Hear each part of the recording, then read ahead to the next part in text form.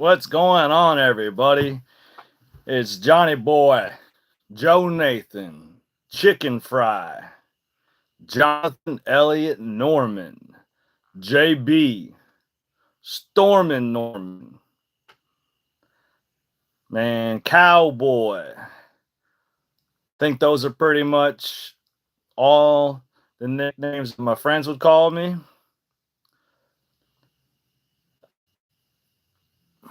Yeah, I think that sounds about right. Uh, I'm sure a lot of other people call me a lot of other names, but that's cool. That's cool. But all right, so excited. Episode number 2, Norman's Not Normal Experience. Man, it's so good to say that. So good to say that. Well, thank you, y'all, for tuning in. Hearing me out. Can't wait to have some people on the show. You know, in the background, we're still trying to get everything together. Got all these daggone lights. Got this one light right here. I don't even know what to do. I ain't got to try to figure it out. I think I got enough light. I don't think I need it. I don't think I need it. Probably see everything in the reflection of my glasses. See my phone. See me. Maybe we just take this off. There we go. All that bullshit, right? All that bullshit. Let's screw around. Let's play with this since we're all gonna learn together how we do this. Wifey gave this to me to let me use. I got plenty of light. Y'all want to see the background? Norman's Not Normal Experience. Because this ain't even a normal studio. This is a shed. The shed's torn apart. I need to get everything going. But hey, we're going to get there. It's only episode 2, but we're started it. So that's all that matters. So we got old country light over there. Construction light. We got old construction light over there. Got the AC off. So, yeah, it's going. So, I'm going to put you right back there. All right. I like it. I like it. Just like that. All right. So, let's do this thing. Let's do this thing. All right. Norman's Not Normal Experience. Why did I start this? I started Normal's Not Normal Experience because, there's another one. This is perfect timing. Motor Mouth. That was the nickname. Sport. My granddad gave me Sport. Motor Mouth is the nickname that my grandmother gave me. And I like to talk. I do. I like to talk. I don't like the drama and bullshit stuff, but I like to talk. I love watching movies, love listening to music, and I love learning. And here recently, I'm becoming like a little more of a history buff, that is. I don't know if this new light I got is giving me more of a shadow or not, but it's all good. Y'all will just suck it up, Buttercup. All right. So, I've been putting something together in the background, trying to remember every single job I've had since we'll go back to payroll pretty much, and a little bit past that. So, got my old notebook. I'm gonna move over my book. I want to say there's a lot of Americans out there, patriots. My dad was a nuke in the Navy, 20 years. Uncle in Navy, a lot of family in Navy. But I've been reading this guy's book. I know it's a mirrored image screen, so it's flipped upside down. But it's Tim Kennedy's book. Known the man, not personally or anything, but I've watched him, read some stuff about him. I've been a big UFC fan, and I was always I had mad respect for Tim Kennedy and fighting, doing entertainment, but also, fighting for the country and being a badass. So, Tim Kennedy, if you ever hear this, man, you're amazing. Your school you got going on, everything else you do, helping out right now after this last hurricane, Helene. Love to shake your hand one day. Go to the range. That'd be sweet. So, let's talk about Johnny Boy, old JB. We're gonna. How about we just start from when I was born, where I was born. Let's do it. Let's go. Light up cigar, right? Story time. Who likes a good cigar? Yeah. Yeah. So what is it? October 5th, October 6th, and looks like there is another hurricane on the way. This hurricane, man, it looks like it's going to be going through Tampa. And there's always a Tampa never gets stormed. Everything always goes around it.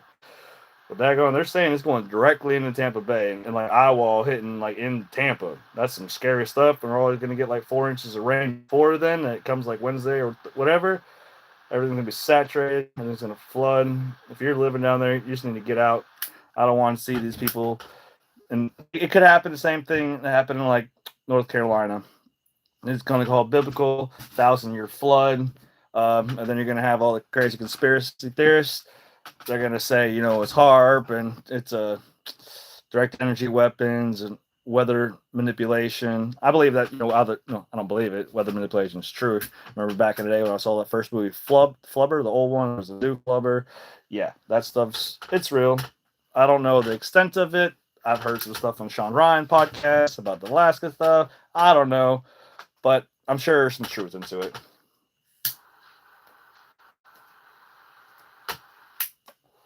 Oh man, nice cigar. Oh, what cigar is it's a factory throwout sweet. Yeah, it's a good one. It's a good one. All right, so here we go. Let's begin.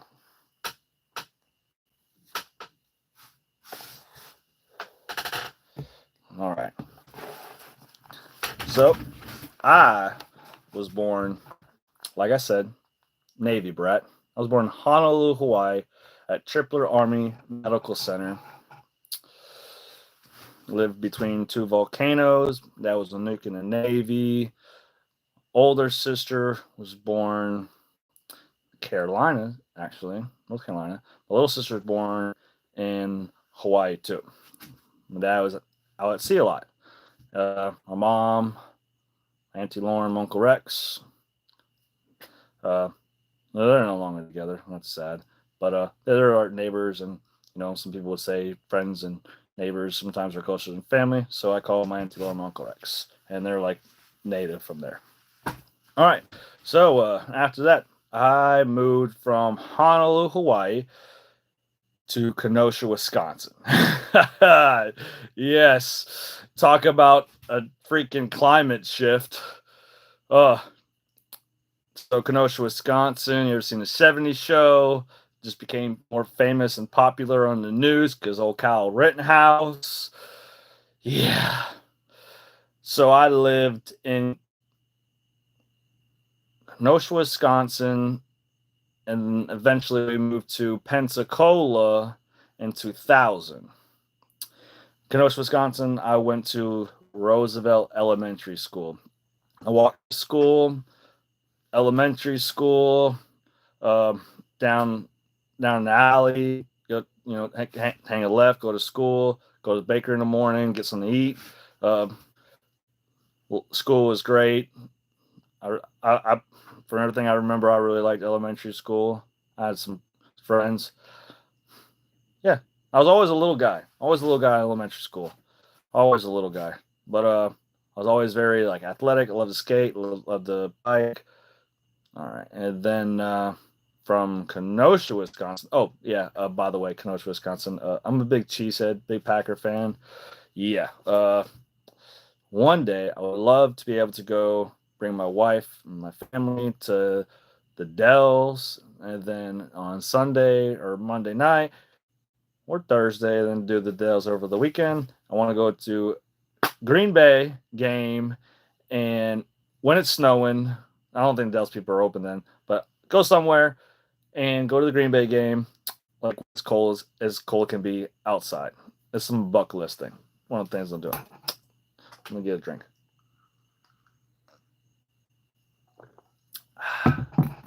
It's a body armor. The bottle's up in the trash can. On a side note, no, we'll get there later. You gotta, it's a mystery now. Oh.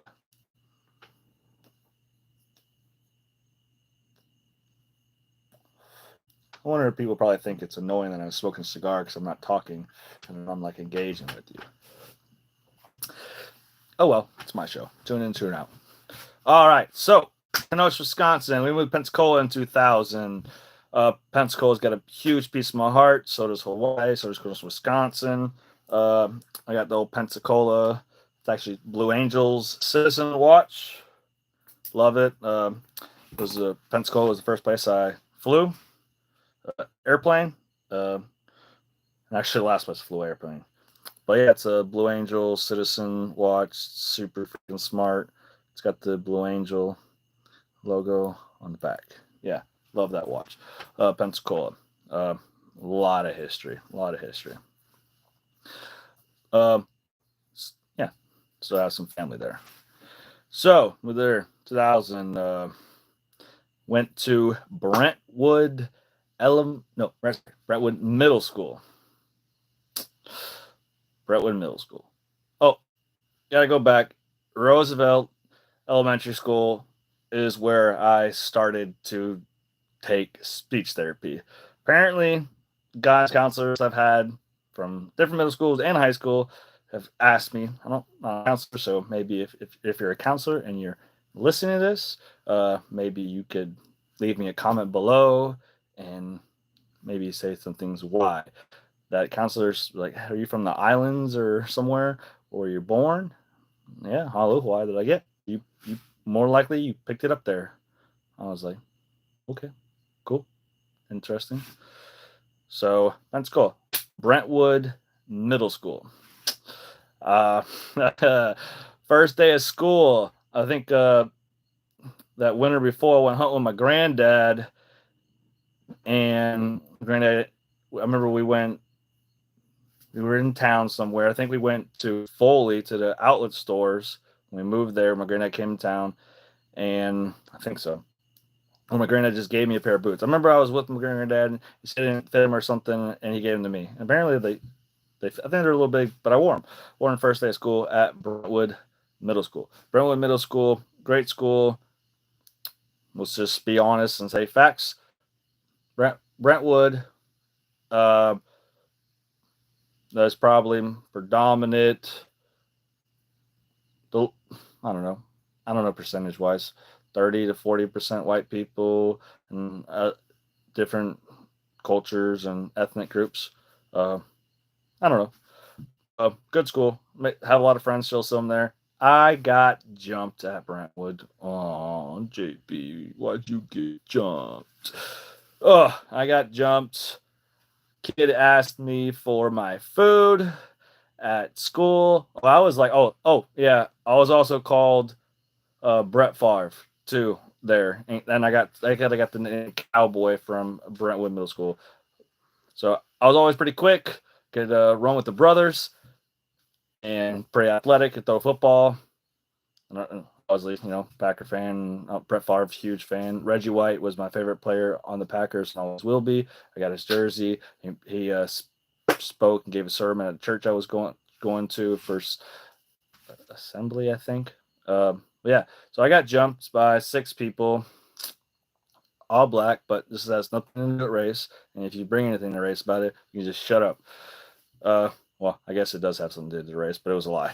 So they asked for my food, and I was like, no. And a couple of the guys I was sitting with, some white guys, some friends live by me, and some black guys. I'm not racist, and I love everybody. I love all kinds of food, and I love all kinds of people. And as I know, I remember walking to, I think it was math class, and dude came behind me, hit me, and then I turned around. Next thing I know, I was waking up in like the dean's office or something. That was it. 6 people jumped me. Apparently, one of the guys who was always like a wired boy, like doing nasty things at PE, running around, they pull his shorts down, try to like teabag people. Just always running his mouth. Like, yeah, just ridiculous. Obviously showers, just doing stupid stuff in the showers, everybody. So apparently he said that I called him the N-word and that never happened, and that's why they jumped me. Well, state picked up charges on everybody, and three of the kids who jumped me actually were like a witness, and even stood in trial and said, "Hey, that was a lie. They said that, and I believed it, and I felt bad." And they were like witness, and they didn't get really sentenced. One of the guys who started the whole thing, it drug out for like I think like 2.5 years or something. It was horrible. I got held back that year. Yeah, I got held back that year. It was passed, but I had to go to court and all freaking times, just stressful. I guess as somebody was in sixth grade, got jumped, but I didn't let it overwhelm me. To most, if anything, I was no, seventh grade year. Sorry, sixth grade was a great year. Seventh grade year, I got jumped. My bad. Yes, seventh grade year, I got jumped, and I didn't want. It was like school district was asking me if I wanted them to like leave the school and or if I want to go somewhere else. I was like, no. There's six people. This is everything while was going on. I was like, I'll leave. It's all good. Where I was living at the time, like right down on the other side of my neighborhood was like the school district line. I live in Quail Run. If you want to know, you can look it up. I don't care. You can probably find everything about me. It's the internet. So yeah, so I would go through the neighborhood. Well, I don't know, maybe 2 miles away or walk, whatever, maybe a little more. I don't know. And I would catch the bus over there or ride my bike there. And if I missed the bus, that way I'd go in this neighborhood and I'd have to haul butt for like a mile, like literally haul butt to make sure I get to that bus stop. Sometimes I was late, or if not, I have my parents had to drive me to school. But I have district approval. Ferry pass. So, oh, I gotta pay attention to my notes. Sorry, y'all. Brownsville. It was Brownsville Middle School first after Brentwood. Browns Yeah, I'm very fast. So Brownsville Middle School was a magnet program. You did 4 hours one week or one day, 4 hours the next day. Did I wanted to do steel drums, but I did martial arts and I think gymnastics, and then all the other core classes. But those were like two of my electives. I think I did some steel drums a little bit. Or friends. I remember. I don't know. So yeah, then I went to Fair Pass because Brownsville. I think I had we had to do is I had to catch a bus to like Brentwood, and then a bus would bring me to Brownsville. It was like a whole other side of town, and I had to do that on the way home too. And it's kind of funny on the way home. Freaking cigar. I probably won't even smoke this. Try to just talk to y'all. But on the way home, I rode the freaking short bus. I'm not even bullshitting you. If anybody rode a short bus, I rode the short bus home from Brownsville, and it was horrible. Like, first bus would go drop all kids off, and then I'd get it was horrible. I remember one time I fell asleep on the bus, and I woke up when there was like only one kid left. I was like, yeah, I remember that. True story.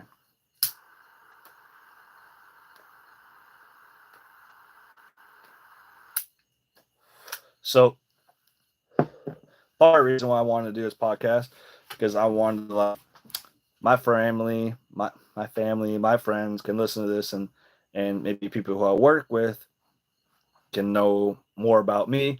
And this is something I actually want to start like I already have Norman's Not Normal Experience LLC going, but I really want to take this to a whole other level and turn this into a business, open up a store. I wanted to have like maybe two or three or four like rooms that have like different little vibe, a podcast, like couch or just some chairs or like a table, a couple different vibes so people can come in, who don't have, all this equipment. There's another equipment behind me. I want to set it up so, people can come in, they can just pay like an hourly rate.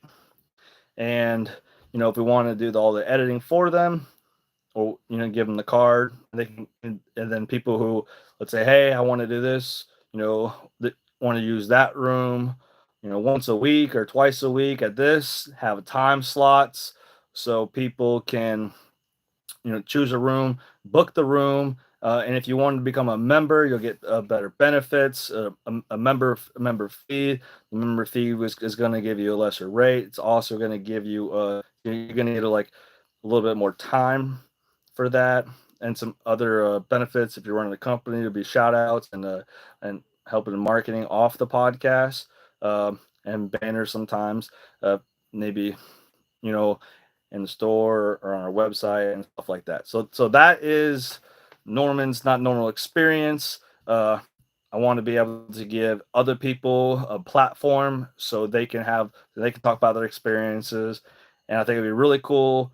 You know, I love people. I love different lifestyles, way of life, cultures. So be able to mingle with all these different kinds of people would be awesome. It's a great learning tool, like learning all different about other everything. Yeah.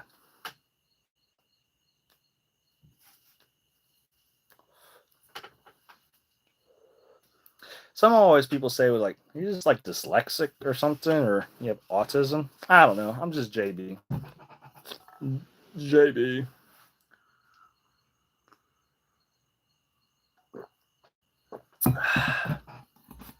Okay. So and then we went to Fair Pass because that was just too much, ridiculous. Went Fair Pass, finished through there, and then we went to high school. And then this is Zan, the whole out of district approval. Where do you want to go to high school? Do you want those kids to go somewhere else, or do you want to go to high school, or do you want to go somewhere else? And I was like, I'll go to the other high school. There's an agricultural school. My grandfather, he was in Citrus. Um, my great grandfather was in Citrus. I believe, he was a superintendent for Howie in the Hills, Mr. Howie. Yeah. So I went to Tate. I went to Tate High School. Um, Tate had, I think, the highest time when I was there. I think there was maybe 40 or 50 head of cattle, and I learned a lot. There was a paint and body shop. I remember the guys put I want to say something. I think it was a 454 and a Mazda Miata. It was a straight drift car. It was like the whole year project, and I think one of the dudes ended up buying it. That also was a school where yeah, I won't get into all that. So Tate, that was a great school. I loved Tate. I rode it was the same thing like Ferry Pass. Like when I was ended up going to Ferry Pass when I had to go through my neighborhood to get to that bus over there and ride a bike pretty much every day. Like soaking wet on the way home, soaking wet on the way to school. Sometimes parents drive me to school. It was we could if it was just torrential downpour or they were just driving a bus stop or whatever.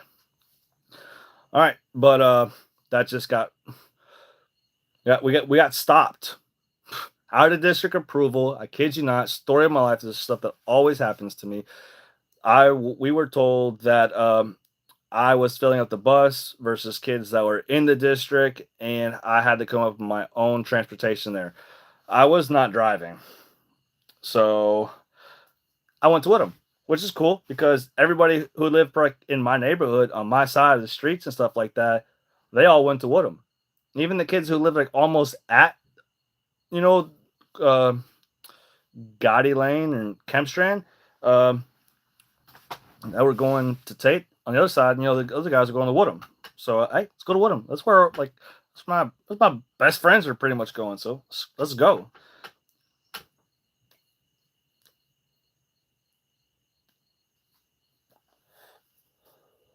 It's a habit. I'm gonna stop eventually. I don't know. Some of my family always did. Dad, uncle.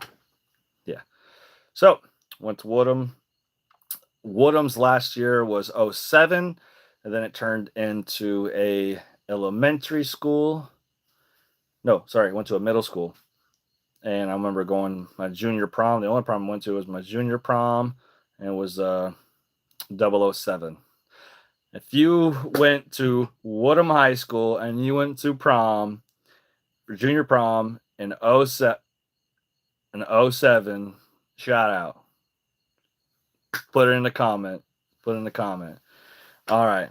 Hey, if I was in the class with you, tell me what the class that I was in with you. That'd be pretty cool. All right. So we're back again. What school we're gonna go to? So I turned 18 now. because I got held back one year, so I'm like a year older than pretty much everybody in my class now. So I got held back, so I'm driving. I got my driver's license when I turned 18. I remember when I was like 16, my granddad gave me a 1984 Ford Ranger 2.8 V6 5-speed long wheelbase. That was a great. I loved it, loved it, loved it. I parked on the hill in my house, just put it in, like put in neutral, pop the clutch, reverse, whatever, get it going in the morning, whatever.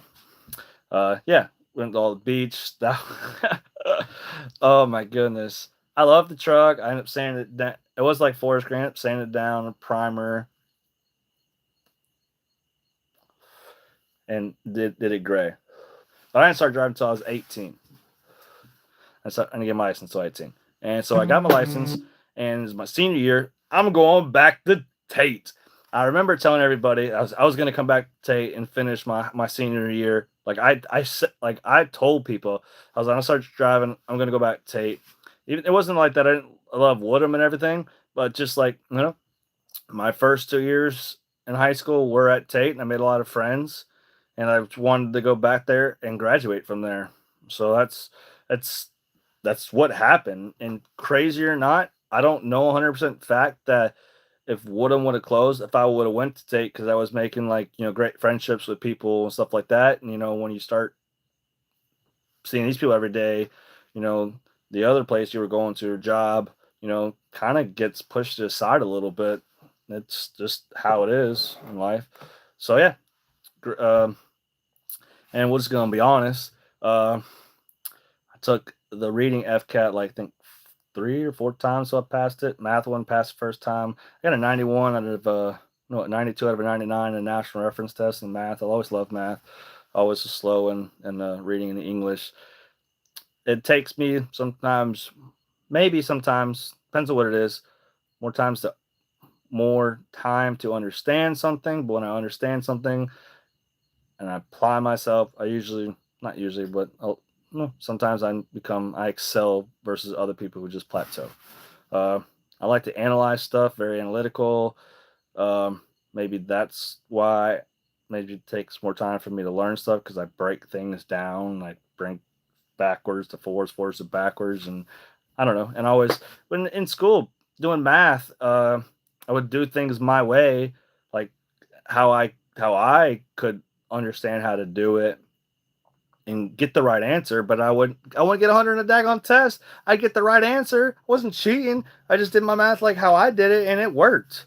Like, you got to follow instructions. You got to do this. Well, hey, this is how I'm doing it. It's working. Like, all this, you have to do this way. There's other ways to do things in life, and some people are different, and some people need to do something this way. It makes kind of sense, and it's okay. And I think that's the little thing, like an imagination.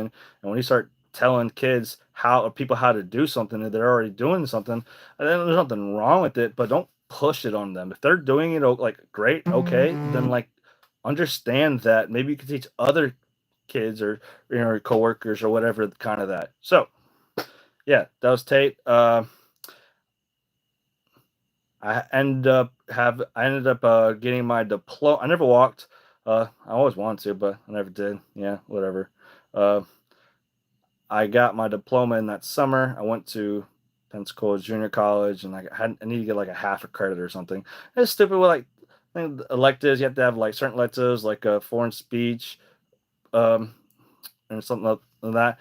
In high school, my junior year, no, my senior year, I left class. I left school at like fourth or fifth period. I was doing on-job training, and I was working at doing this trailer moving company, JB Trailer Moving. Kind of funny.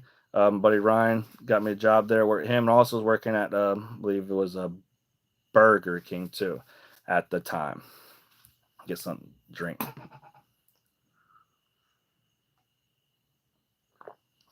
Yeah, grew up out in the woods, fishing, surfing. We'll talk about like life in general later on. Let's turn the page. All right. Let's gonna go back into work now. Work. So rewind a little bit in time. Started working, construction. My dad bring me some jobs, uh, doing yard work in the neighborhood, cleaning people's gutters, cleaning people's walking, like getting stuff off the roofs and stuff like that. Funny how things always come back. Not I'm a roofing salesperson now. I work for a great company. Um, yeah, so that happened, and got a job at Burger King um, when I was 15 years old. I was begging and asking to go hang out with some people, like begging. I didn't want to like be myself. I was like, I don't want to hang out. Talking about stores. So I might as well continue with this one. See, I'm all over the place, just like Jeff Gordon is. Oh man. And I was like, man, I'll buy the rope, I'll buy this wood, buy lunch and everything. I was working at Burger. I had freaking money. I had money all the time. I worked at Burger King, because you're not 60, 70 hours a week. Fridays I close, Saturday nights I close. I leave there 2, 3 o'clock in the morning and walk to them through the like down the road, through all the woods, and yeah, hop somebody's fence or just walked all the way to my house to the woods. I didn't care. Midnight, 2 o'clock. It doesn't really scare me too much, hardly at all. Yeah, and so dudes were with a BB gun. Kid shot out some windows on the interstate. I was guilty by association. State tried to put 45 years on me when I was 15 years old. Oh man, we're coming. Like, this podcast is just, whoa. Damn, you're a bad dude. Yeah, bunch of charges, all kinds of felonies and misdemeanors, and yeah. Hey, this is me. This is my life, and I'm doing good. And hey, it is what it is. That's why I got the job at Burger King when I was 16, because I paid for everything. I paid all my lawyer fees and all the stupid restitution. Guilty by association. Yeah, I even paid all the other restitution because I couldn't get off freaking probation, and obviously state didn't give me 45 freaking years. Fucking evil state attorney. She smiled and stuff. Ugh. Anyways, yeah. So I had to pay I paid all the other 2 guys, all the restitution so I can get off, and I got off early, and I did everything I needed to do. Got off early. That's what it was. The other 2 guys got off after me because I had freaking paid everything, and apparently it was the whole thing that because I paid everything, they still had to pay it too. Swear, Escambia County owed me money. I never collected it, but I was like 15, 16. You just took advantage of the little dude who paid everything off. The other 2 guys paid all their stuff because that's how they had to get off probation. They had to show they're paid, even though I paid for me to get off probation, everything had to be paid, the restitution, everything, all court fees, everything had to be paid. So I was working, I paid everything off so I can get off. The other 2 guys are still stuck on probation because they didn't pay it off. And when they finally got off, I was supposed to be able to get reimbursed for all that money that I paid for them. Never got a penny. Escambia County, I don't know what interest rate is I'm 35, so say 20 years. I'm just kidding. You ain't gonna pay me, state of Florida. Come on, big gov. You take your money and never get it back. So left Burger King, got probation. I didn't have to have the job. No longer. I didn't have to pay it. I could go and like be a kid and go fishing and do all the stuff I wanted to do. But I wanted to have money too. But hey, I wanted to be a kid, So, and plus I'm still going to school. I, paid all that stuff. I'll move on to the new chapter. Got a job at Winn-Dixie. And I left there. Either worked there a day, worked there 2 days. Never picked up that check. The manager told me that I had to climb the ladders, like 10, 13-foot ladder, get a bottle of bleach spray with a rag, and clean out the AC vents up in the ceiling. And I remember getting down. Went to go tell my manager. I was like, hey, I need like some glasses and or like some big jacket, or I'll just turn off the AC actually, because it's just like blowing in my face, getting my eyes, in my mouth, and all over me. This is bullshit. Maybe I just didn't want to do it, but I was literally like, AC is blowing on me, and I'm over here spraying bleach and rag, and it's just constantly getting on me. And I'm like, you know what? And I said, if we can't turn it off or something, or come in after, and then we can turn it off. Then I left. Screw it. Bye. Stuck up for myself. Screw it. Bye. I got picked on, jumped all throughout. Friends. I shouldn't even continue to hang out with people because they picked on me, but I did anyways because I want to be lonely, I guess. Anyways, so JB trailer moving, still doing that. Stopped doing that. Graduated high school, got a job selling the New York Times at PCF. Was working at 40 hours a week, and it was like a telemarketer job. Oh my goodness. Oh my goodness. I'm driving a Ranger at this time. Some dudes are working like 20 hours. Oh, a lot older than me. They're working like 20 hours a week, and they're like making mad money, like freaking salespeople. Like they're freaking like killing it, like making really, really good money. And I was barely like, oh, this is bull crap. I got tired of getting cussed out. Like you're on the phone with the headset. If they hang up, it ring, bam, goes to the next person. Ring, bam, goes to the next person. Just like that. There's no break. I remember sometimes, man, there's one dude, like he he lit a fire under me. Whew, boy, dang. And I remember, and you could do a callback, right? You better watch out. If you ain't there, well, it doesn't matter. You can hang up. I did a callback 5 minutes. Goes to me.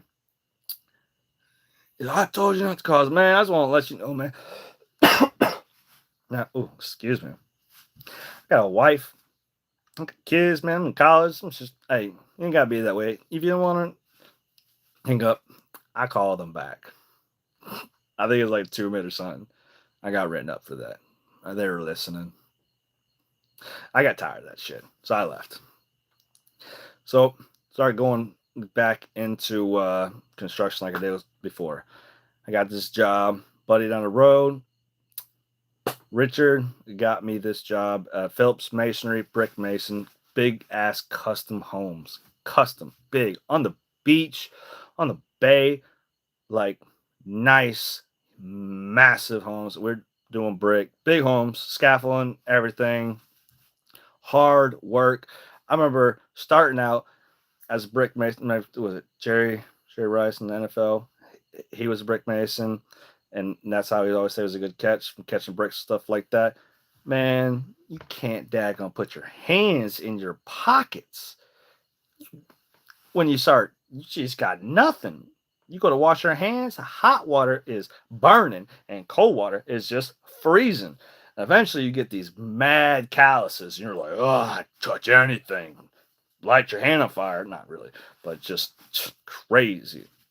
So I was doing that and pay good, but end up I think my mom got me a job at Gulf Coast Smoke Seafood. Yeah, they make a killing tuna dip.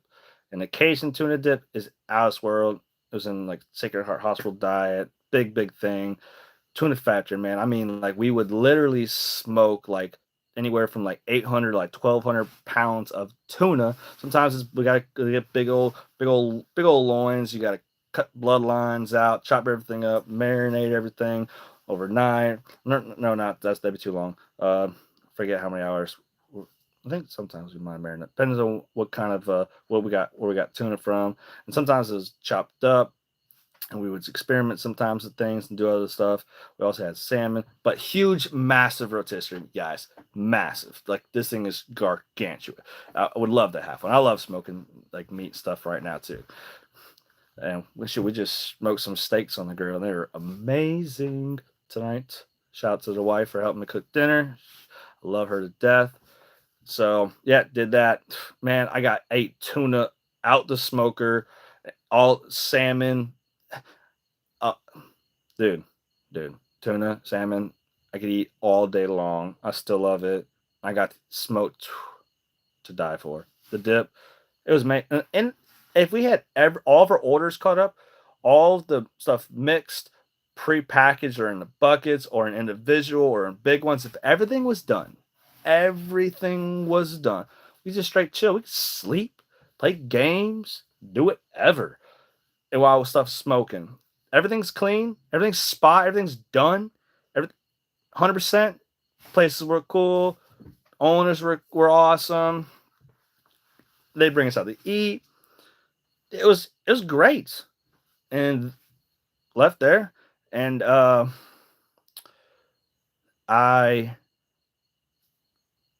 my buddy was a year older than me. He went to school in Tallahassee, uh, TCC, and Thanksgiving weekend he came back in town. He's, "Hey, you're moving to Tallahassee with me." I was like, "I am." He's like, "Yeah, pack your shit." I was like, "Okay, I'm doing this. Let's." I packed my stuff. I said, "Bye, mommy and daddy." They're like, "Oh, all right. Can we help you?" No, they didn't say that. They're happy. They're happy. And they trusted the guy was his best friend, you know, for freaking ever since I moved, since I started sixth grade. Yeah. So yeah, moved to Tallahassee. Where did I live in Tallahassee first? When I first lived in Tallahassee, it was off of New Capitol Circle and it was Bayman Apartments. Uh Daggone college town, little boy from, Pensacola and just going into the big city, Tallahassee. Whoo, baby. I'm a Gator fan, y'all. A freaking diehard Gator fan. My granddad went to UF. My uncle went to UF. My aunt went to UF. My cousin went to UF. I went TCC. Oh my goodness. I made some great. My buddy Michael, he just ran for mayor. He didn't win, but he just ran for mayor in Tallahassee. He's good. He graduated from FAMU. He's got a great business going on right now. I walked everywhere. I didn't have no Ranger. I ended up, you know what?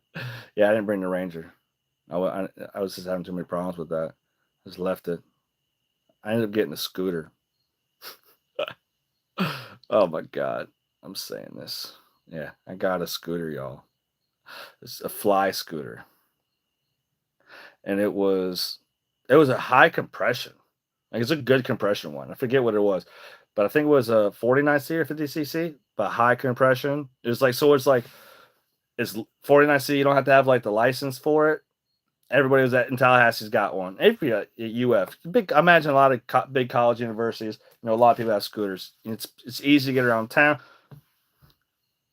You see some funny shit with scooters. I've seen like 3 dudes on a scooter one time, leaving the club wasted. Oh my goodness! But yeah, I was young and dumb back in the day. I went to Panama City while I was in college. Uh, the whole spring break thing. Yes, get my cigar. Excuse me. But yeah. Oh, I guess I just don't have to. Okay. But yeah, spring break, Panama City, college life, all my buddies. Uh, never take a class at, say, hold on a second. Let me see if I can do something. I'm gonna do share. I'm gonna do news feed, post. All right, we're back. Maybe we'll get some people on here.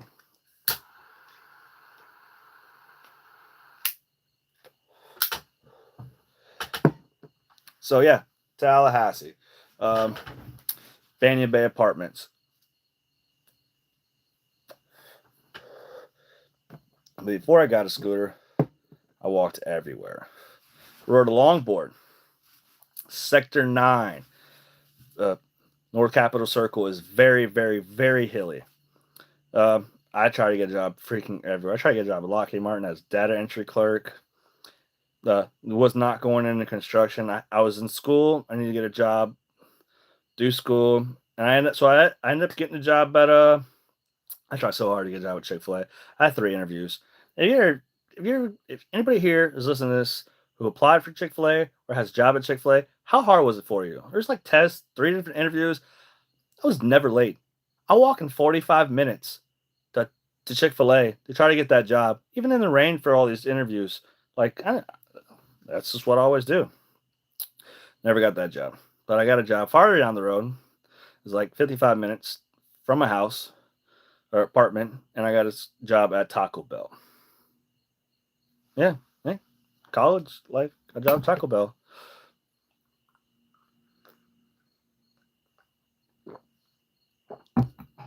And it's going to be pretty cool when people who know me, they're going to hear this.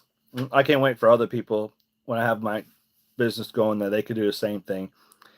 Part of the reason I want to have this too is, well, I want to be able to go to people's homes and interview them, or have people they can select to be interviewed by at their home in their comfort. Have the mic stands and cameras and lighting, everything set up, and so they can do like a autobiography of themselves with an interview, so that like a great grandparent or uncle, whatever life, or you want now, you want to look back on it 10 years, something that you can give your kids or your grandkids. I wish I had something like this from some of my grandparents and my family members that I could watch, like a video of them talking about all of their life. So my great grandkids, one day they could look at great granddad Jonathan Elliott Norman. So that'd be cool. So that's kind of another thing what I thought about this. What I wanted to do too is, and I've met a lot of people, and people I've talked to. They would love that too. They would pay a couple $100 to have the recording so they can share with their family, so they can send to their like grandkids, so they can know more about like their life and how they grew up and stuff like that. So yeah, Taco Bell. I left Tallahassee. I mean, my one of my roommates, he just left us, straight up left us. I didn't even know that we had to end up getting another roommate moving in with us when I was there.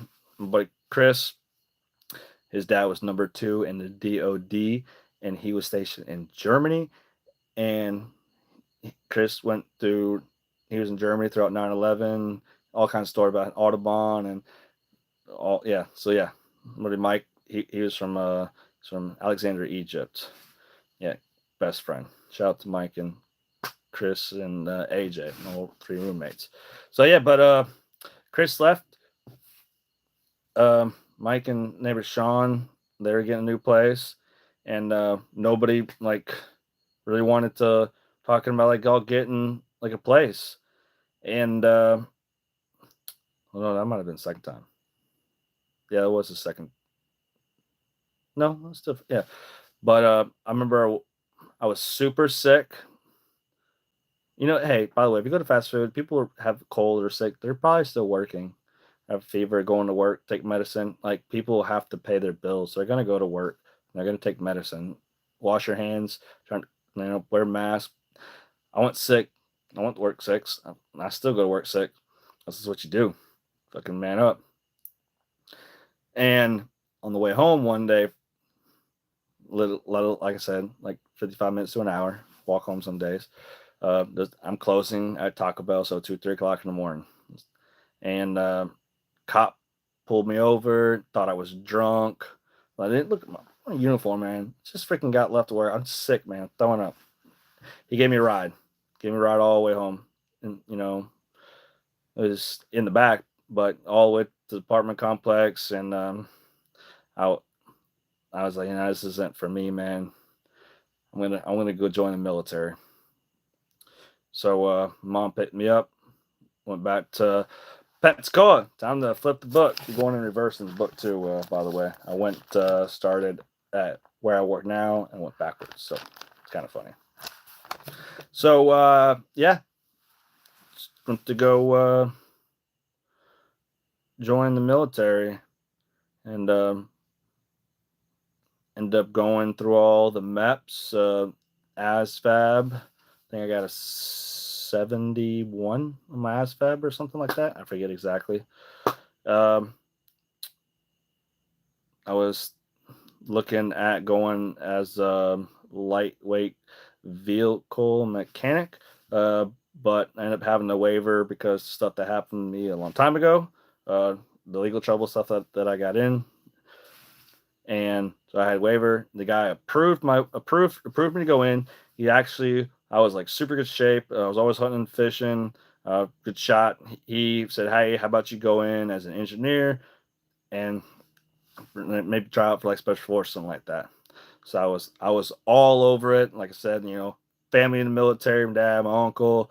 So I was like, "Yep, this is what I want to do. I'm gonna go in and try to, lightweight vehicle mechanic. If I can get in as like, as an engineer, that's great." Went through MEPS, passed, duck walk, all that stuff.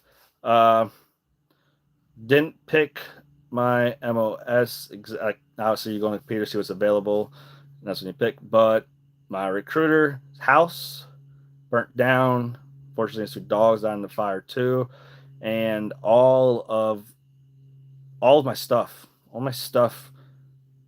apparently on records and all paperwork just got destroyed. I don't know how stuff wasn't like still in the internet or cloud or database, but they wanted me to completely like restart the process and everything.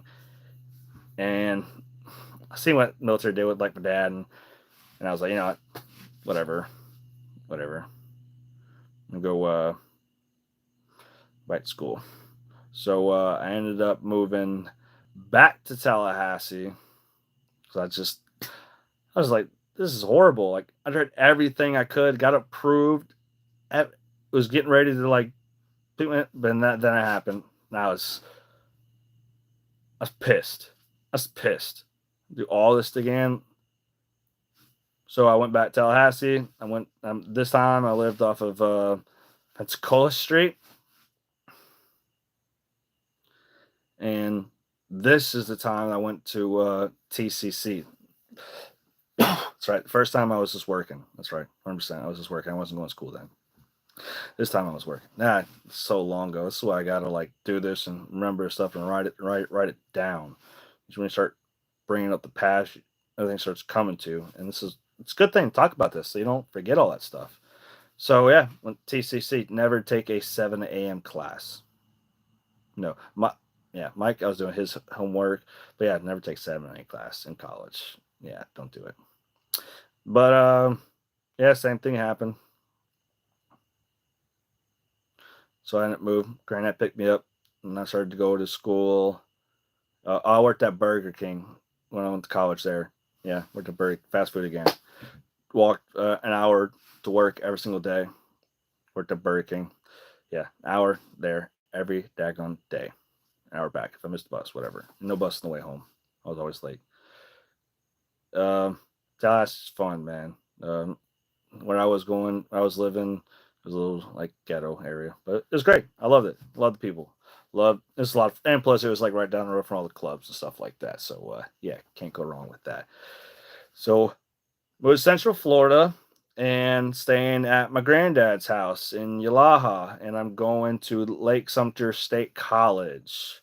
Uh, let's just be honest. School was never really my thing. College really wasn't my thing.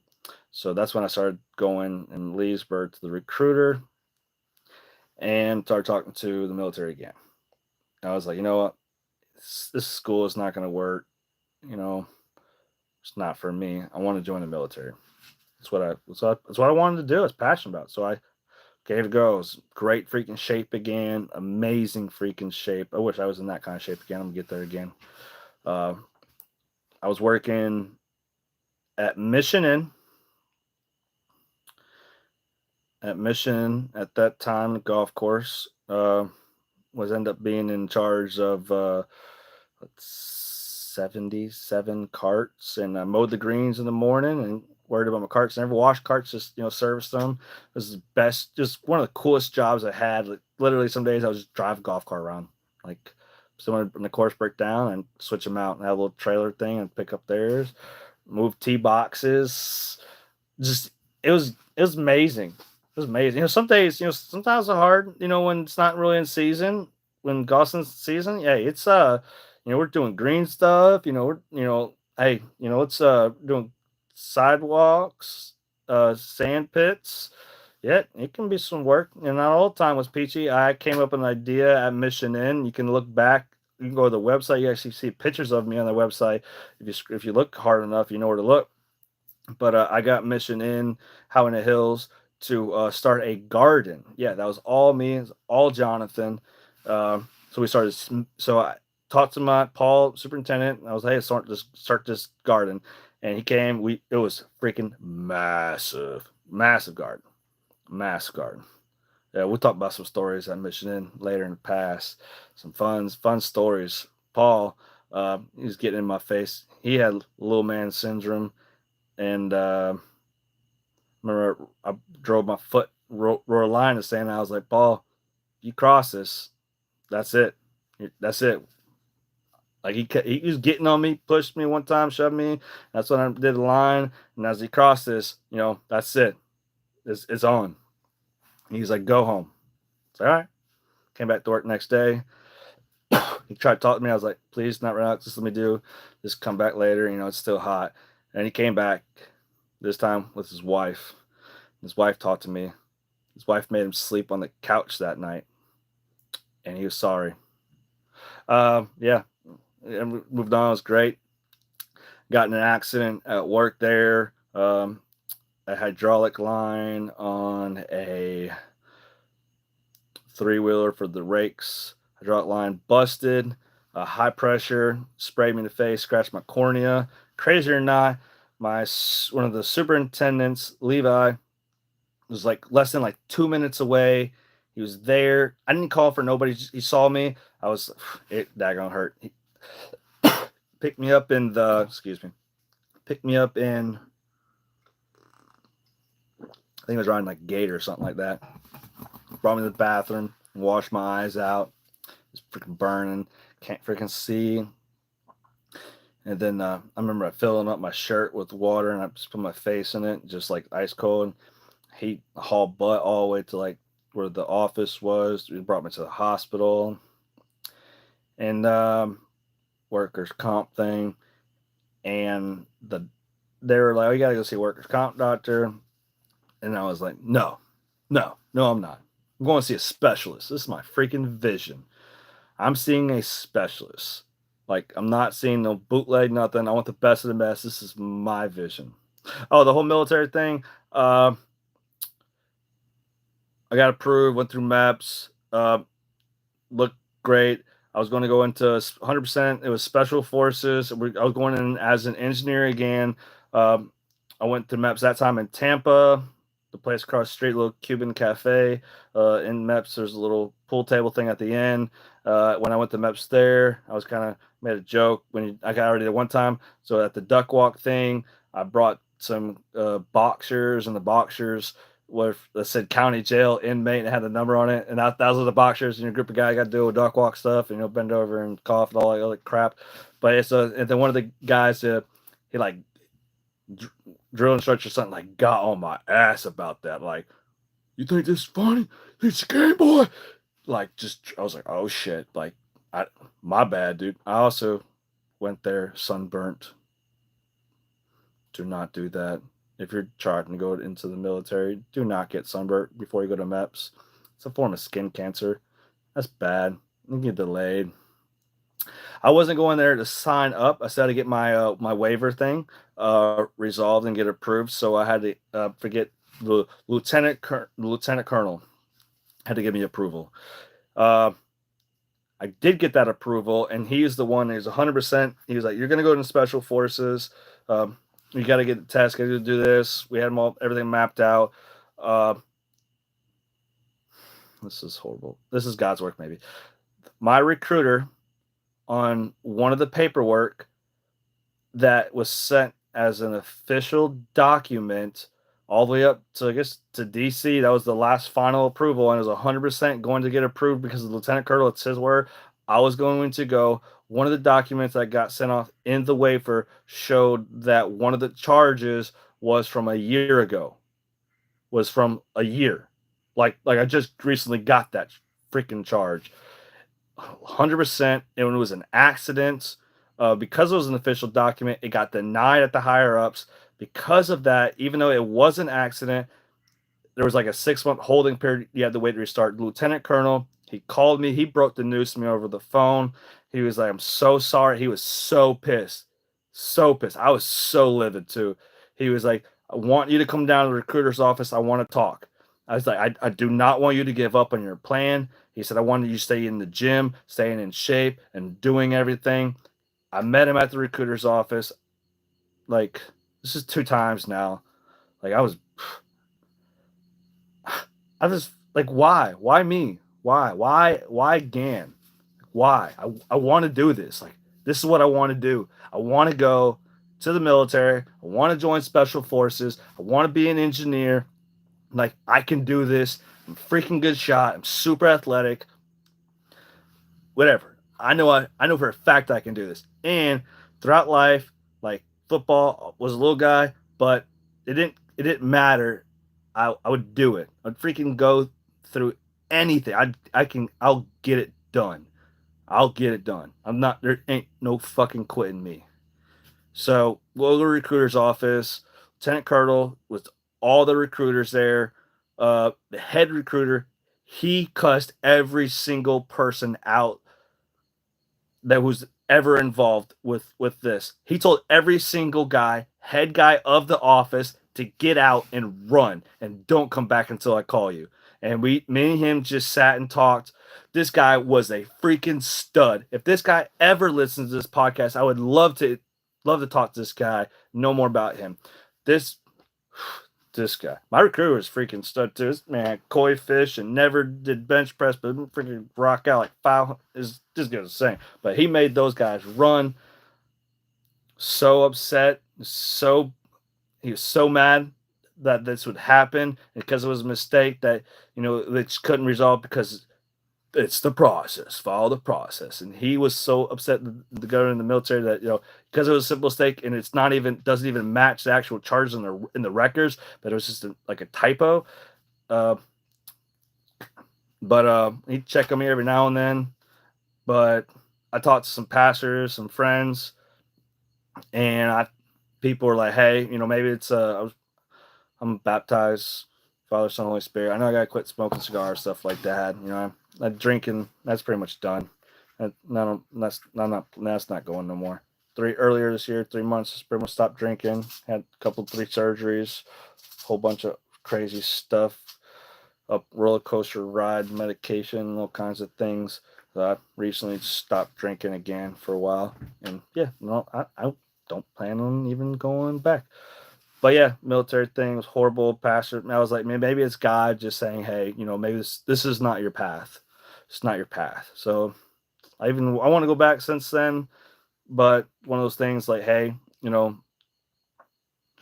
follow what's right in life and don't push on it too much. If it is, if that's the way, that's the way. I gotta quit coughing. I got a sore throat. I need some spray or something. So yeah, so that what happened there. So I ended up went back to work. Wasn't joining the military.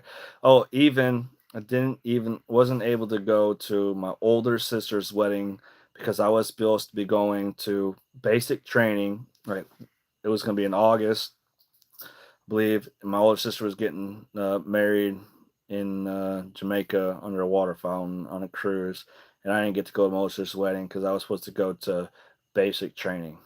So that really hurt me even more. I was like, that's my older sister. Didn't even get to go to her wedding because I was supposed to go basic training, and I never got to go. And yeah, because there was like cruise tickets, passports, all that stuff. So it was just way too late. I was 100% going to go to the military. And yeah. Anyways, moving on. I'll talk about all those things later. So what do we do? So we left Mission Inn, and I got a job in Tavares working in underground.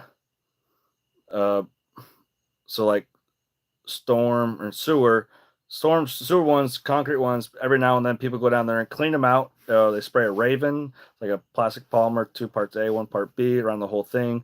Lift stations, manholes, big plastic liners inside of lift stations. We would plastic weld those, big couple different kind of plastic welders, small ones with a bead, a big one thing that was like 60 pounds, different kinds of heads, and do these big liners of different concrete companies or go inside the thing. Uh, I didn't work there for very, very, very long, maybe like 8 months or so. I left there because there was just one time that I wasn't the guy who allowed to do the Raven. When you wore in the Raven, you're spraying inside these things. You have to wear this huge this mask. You don't breathe this stuff in. It's very toxic.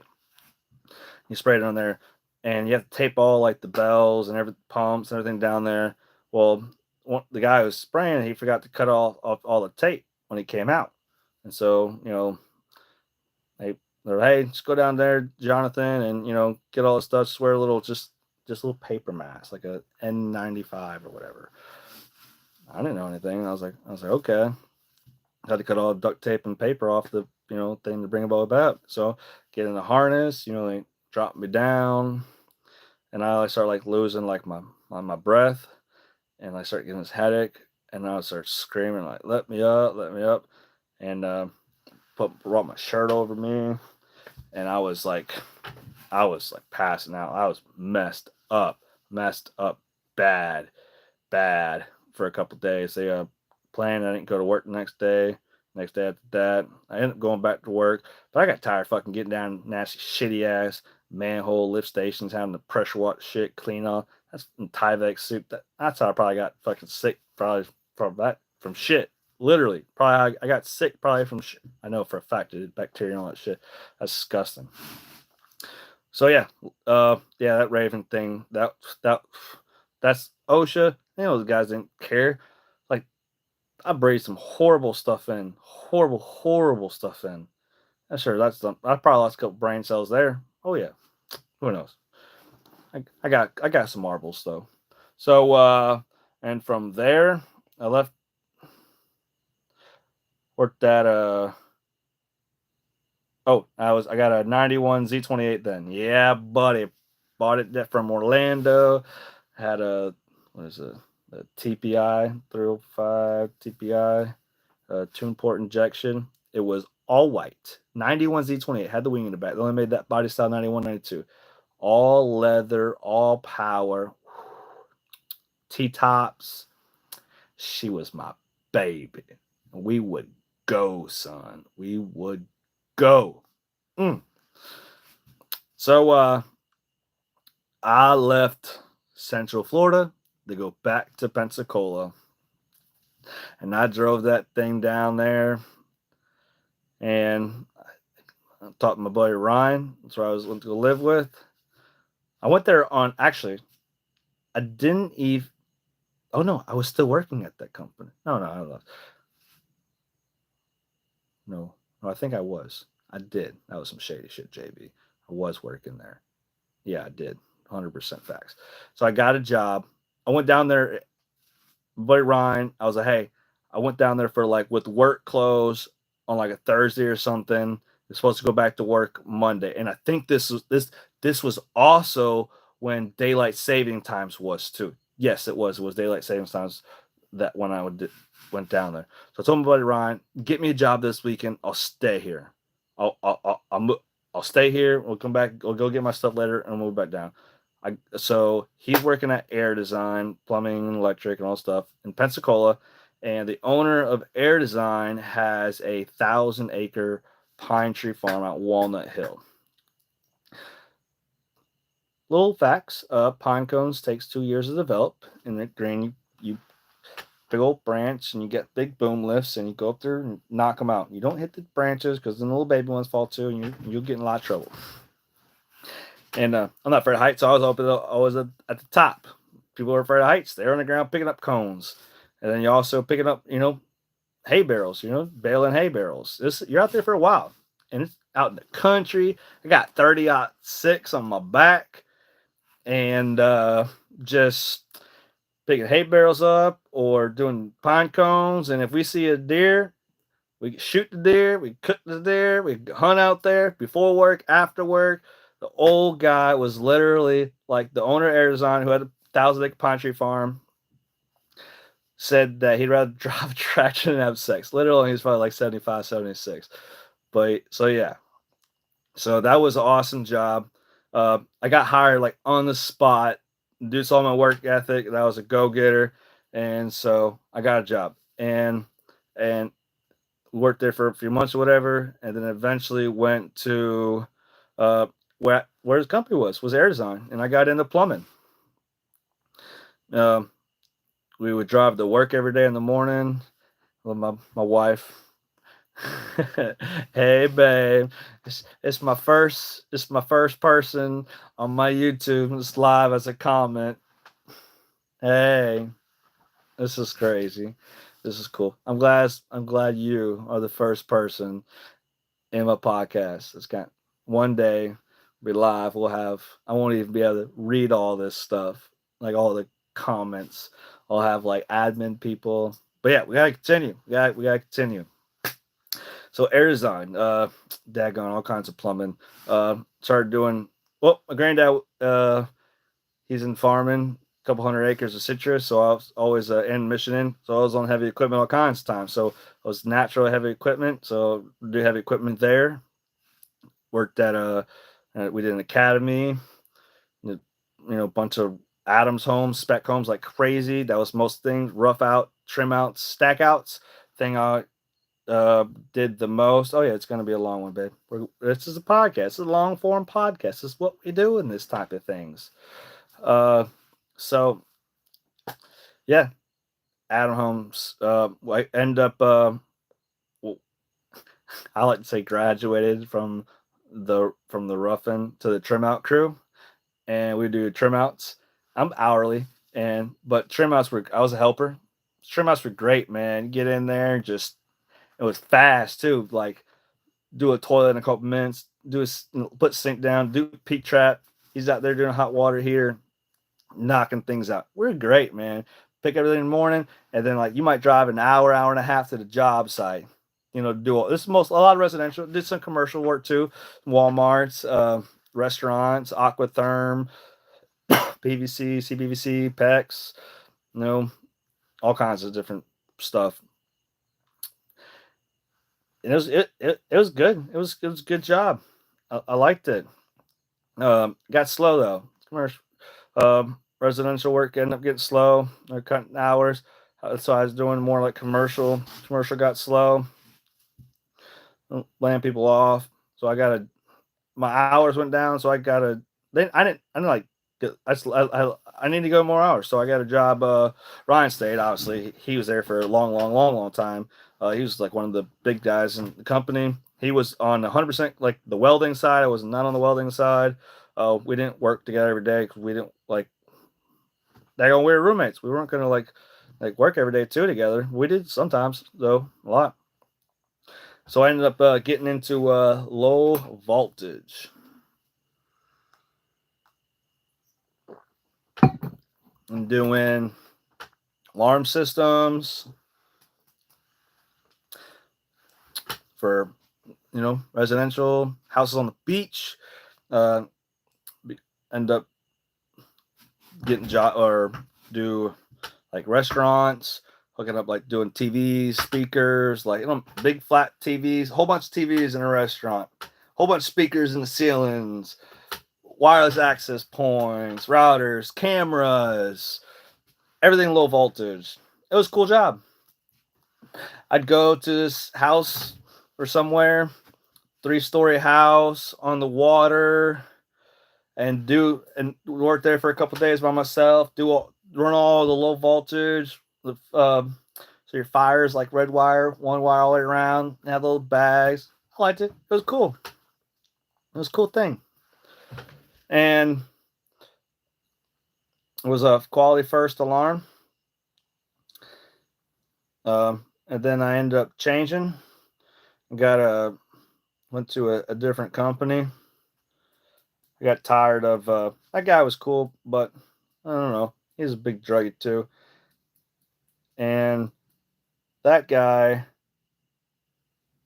was like pretty much like my second mom, ageist mom. or no there. This didn't all work out. It wasn't a great company after all for a while.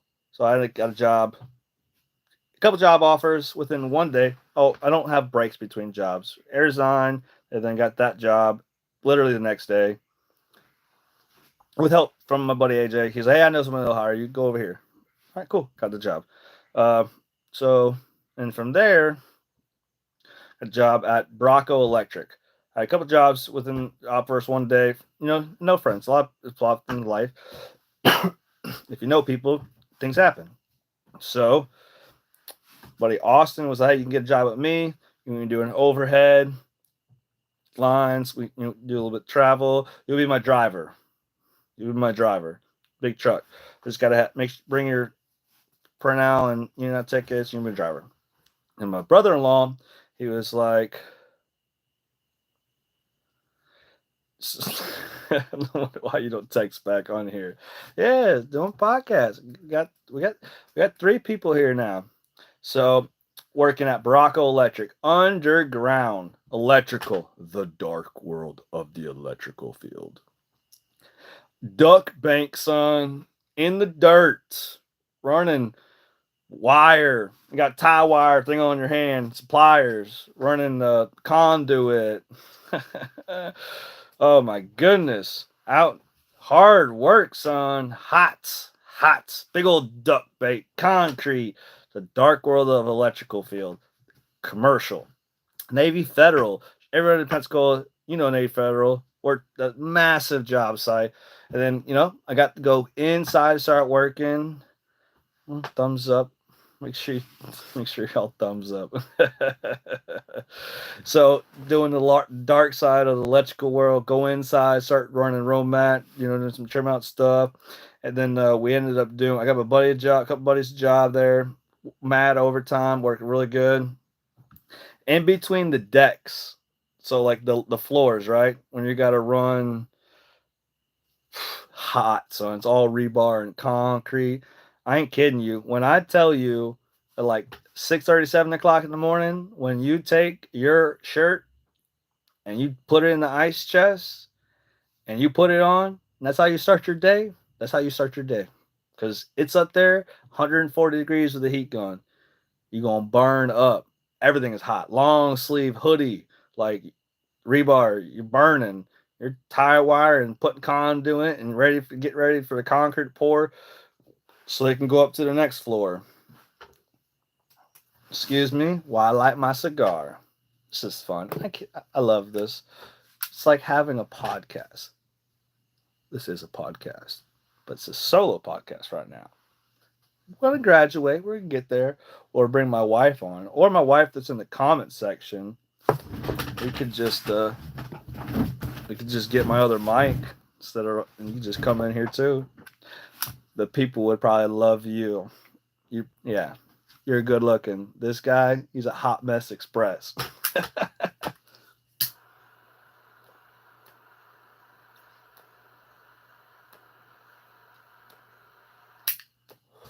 My wife's probably watching this. She's like, what am I going to learn about my husband that I didn't know before?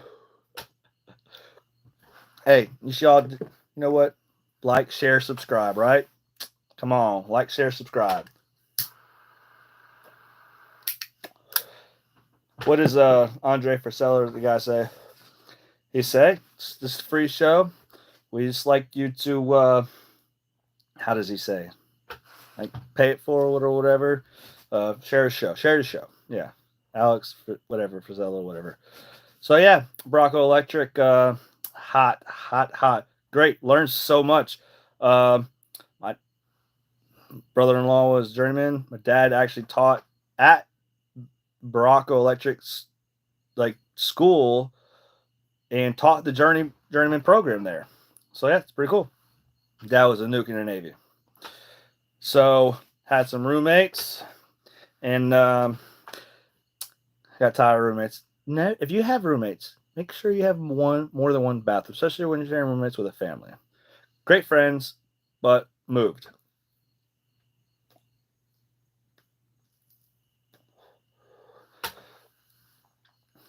There's this kid out there, actually a young man, young adult.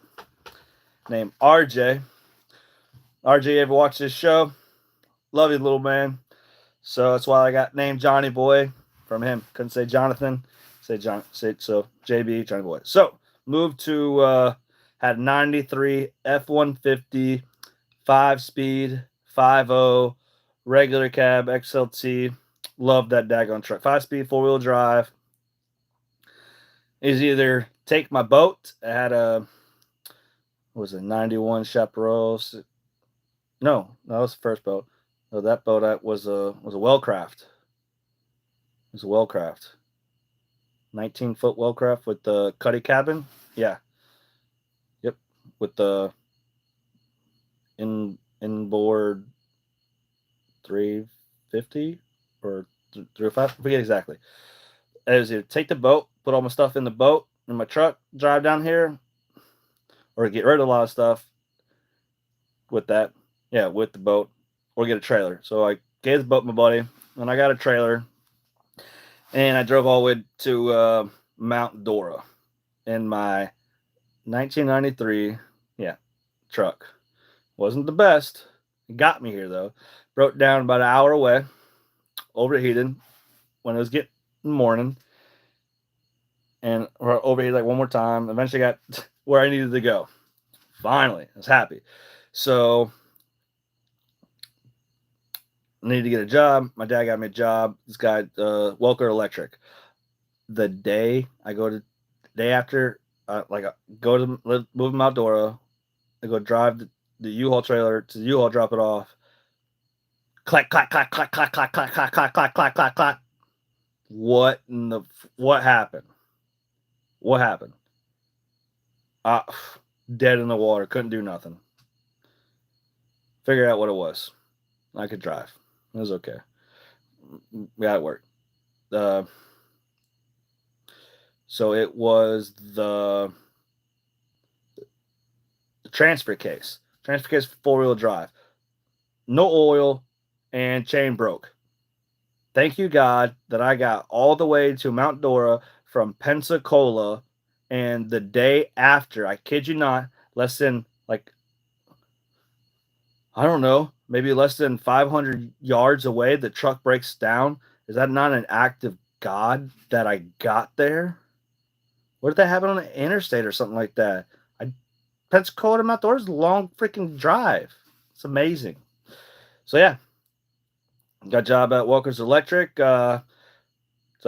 So he had a 96 7.3 turbo 6-speed regular cab short wheelbase truck.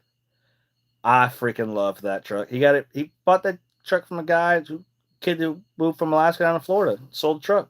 And I drove that truck and pulled the trailer, 25-foot trailer, scissor lift or different types of heavy equipment, and go to jobs all throughout Orlando, all over there. And I got really good pulling trailer. It's stick shift and drive. Hate Orlando and all those real big cities. Oh, no, I hate it. I'm surrounded by like 70 acres where I live. I don't like all that other stuff. Big city. It's not for me. So, doing a lot of electrical work and lead guy, doing all jobs. I was working at, what was it, Silver Star, and was it Hiawassee? I forget exactly. They were turning the place into a plasma center. And there's other company, it was SSI, working there doing all like low voltage and stuff. The owner of that company offered me a job.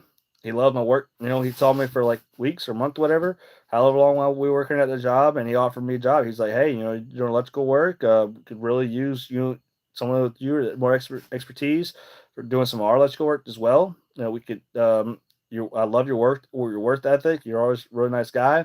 How much would you like? I told him a number, and he told me the benefits, and I talked Scott. Scott went to church with my dad. As this guy wants to give me these benefits and this pay, I really want to stay with you, but hey, what do you think? He's like, I can't give you that. I don't have benefits to give to everybody. Fuck Obamacare. You're making people have insurance, and if you don't have insurance, you get penalized. That should be against the Constitution. You can't force people to have something. and then tax them for not having something.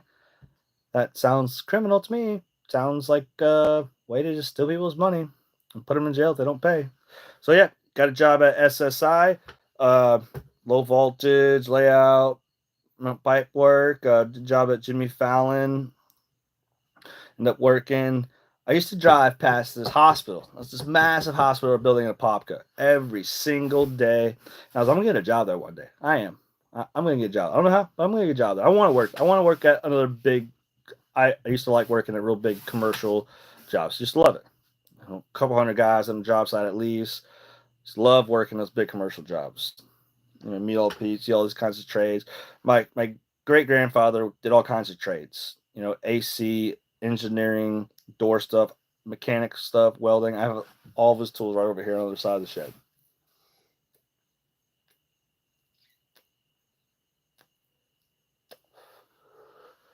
Helped build the soccer stadium in Orlando. Parked in the hood every single day. In the like in the hood. I'd get back to my truck in the afternoon, and people would be sitting in the back of my truck, drinking, smoking, everything, pot, drinking. I'm cool with the brothers, man. I remember on Fridays, I'd get a case of beer. On Fridays, and I'd give them a case of beer every single Friday, 24 pack. I'd sit there, hang out for a while, one drink, out a drink drive, and since they respected me, I'm washing truck. And you can open that sliding glass window in the back. It's an old tree. Break in if you wanted to. Have a toolbox locked in the back, so they could stole that if they wanted to. But they took care of my truck. They made sure nobody messed with it. It was awesome. It was great. It was cool. Great, cool bunch of guys. I used to hang out with them, chill sometimes. So yeah, that was we're working at SSI, and the SSI ended up getting a contract at that hospital, and which was crazy. That was this job after the soccer stadium, and so yeah, working there, and I had some plumbing experience. So in the mechanical room, where it has these massive generators that run the hospital. If there's any like a hospital that needs power because the grid goes down or whatever, they got power. Just like at Navy Federal, they have their own electrical plant there for that huge, massive complex they have. I did a lot of work there for a long time. So in the mechanical room, there is this big 10-inch water main pipe. Probably got like maybe 10 or 12 bolts going around it. Big old bolts, right? And these guys having a problem over there, like it was leaking. The pressurized system that is leaking. It wasn't like spraying like crazy, but it was leaking. And in that room, I guess there was tolerance, whatever. It wasn't like the biggest freaking thing in the world, but like they couldn't get the leak. They couldn't get it stopped. So as me, I just wanted to go check it out, see what was going on, because I was curious. And there's a cool bunch of guys, saw them every day, hung out with them. So I was looking at it, and I was like, oh, this is easy. This isn't hard. Like, in plumbing, I remember one job I was doing aquatherm. It's a butt fusion, a German pipe. It's great stuff. At this microbrewery. First day I was learning it. Second day I was there. The older guy, he's like, hey, you're a foreman now, man. You took on this stuff. You tell me how we want to do this. And that whole job was the foreman there. And that's how I got my truck there. Work truck you drive. And yeah, a lot of leadership things from there. So yeah, so showed these guys with this pipe that what they needed to do. Just take one bolt out. One bolt. It's gonna leak more. So what? Take one bolt out. I didn't do it, but I was like explaining to the guys how I would do it. Take the bolt out, go to the bandsaw, cut maybe 3/16 quarter inch off the bolt, because what was happening, they were hitting the weld and they couldn't lock that nut all the way down. And so we cut off. They did it. They talked to the superintendent. Superintendent's like, hey, the foreman was saying like you recommend these our plumbers here, or actually they were on the HVAC side of at Coastal Mechanical. Yeah, or yeah, the welding HVAC side. Yeah, pipe fitting side. Sorry, pipe fitting, not HVAC, pipe fitting side. And David Bowman. He's like, so yeah, you said that you would take one out, cut a bolt, and put it back, tighten all the way down, and go all the way around like that. I was like, yeah, but like in like star pattern, you can't just go all the way around. You got like you got to do like a tire, you got to make sure it's even.